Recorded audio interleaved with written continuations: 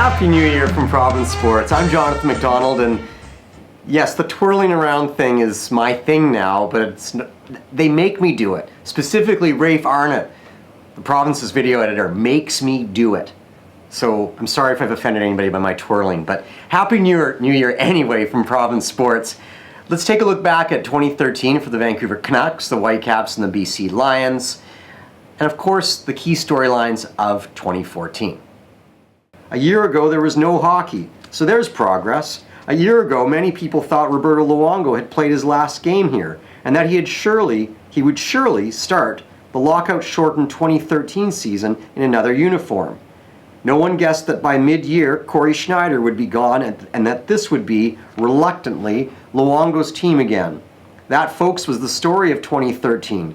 Sure, there was hockey in the end, though a fifth straight Northwest Division title for the Canucks seemed stale and uninspiring and unconvincing, which all came home to roost in a quick playoff exit at the hands of the San Jose Sharks.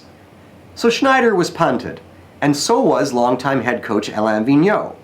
In came Torts, John Tortorella, the famously fiery coach of the New York Rangers, who, it's often forgotten, won a Stanley Cup with the Tampa Bay Lightning a decade ago. Could Torts boost a team that looked same old, same old? Henrik and Daniel Sedin, Alex Burrows, Ryan Kessler, Kevin Bieksa, Alex Edler, and Dan Hamhuis, all of whom tried valiantly and in vain to beat Boston in June 2011 and haven't delivered many highlights since. Now, in a season where expectations going in were marginal, perhaps at best modest, there's something about Torts. The Canucks are one of the NHL's hottest teams, something that had already happened earlier in the season.